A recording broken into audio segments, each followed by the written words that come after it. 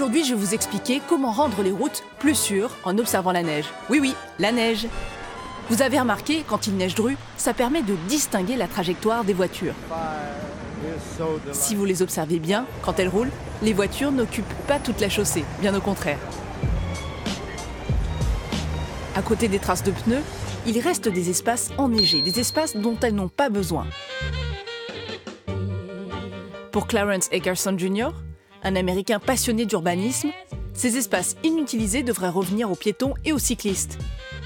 Il a inventé le concept de snakedown, contraction du mot snowy, enneigé, et neckdown, extension de trottoir. Un trottoir naturellement plus vaste, grâce à la neige. Allez, à moi la piste de luge, wouhou! Par temps sec, on ne se rend pas forcément compte de toutes ces possibilités, alors qu'avec la neige... Cela fait 20 ans que Clarence filme les rues enneigées de New York. Et voici ses observations. Quand il neige, les voitures roulent lentement, sur un espace plus restreint.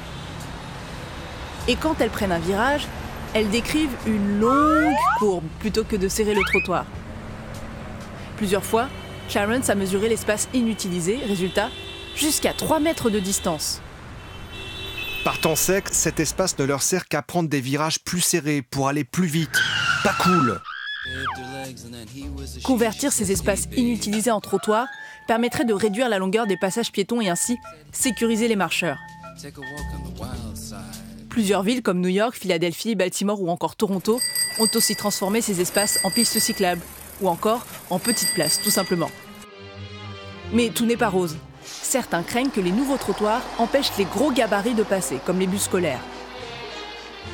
Cela risquerait aussi de ralentir les véhicules d'urgence, causant retard et embouteillage. Mais si vous avez été convaincu par le concept, prenez une photo de votre voisinage et postez-la sur Twitter en interpellant votre municipalité #snakedown.